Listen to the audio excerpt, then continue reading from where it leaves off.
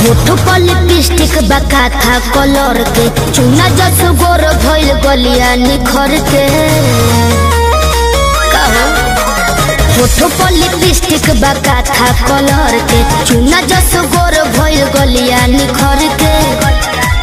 तोहर का विचार अब हो जाना पर मौका मिली तो चूकब ना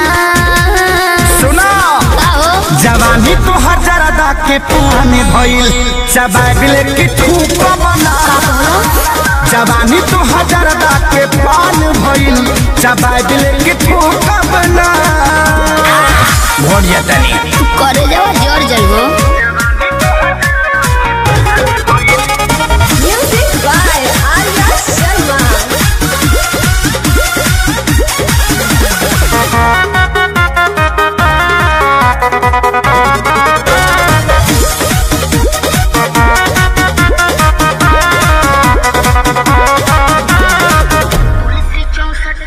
तुलसी 64 की मामी ये राजा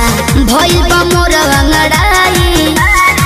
यही से ताव पता चाव से दिया खानी की नहसा हो जाई पावर बहु प्यास लगी तुलसी 64 की मामी ये राजा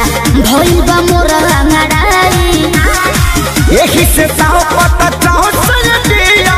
खानी की नहसा हो जाई मन भइल बगिल पानी डलबा त सुख बना